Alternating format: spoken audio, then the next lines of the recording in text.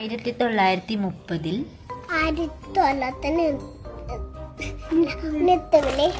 ദണ്ഡിയാത്രയും ഉപ്പ് സത്യാഗ്രഹവും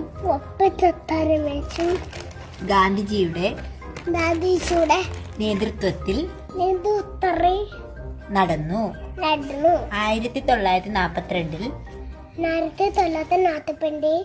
കിറ്റിന്റെ സമരത്തിന് നേതൃത്വം നൽകി.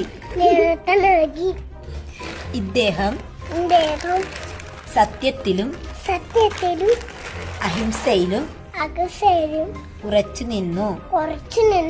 5 തവണ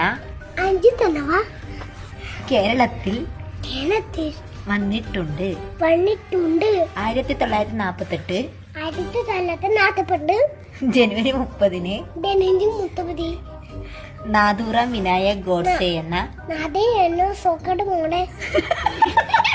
മതഭ്രാന്തന്റെ വെടിയേറ്റ് ഗാന്ധിജി മരിച്ചു.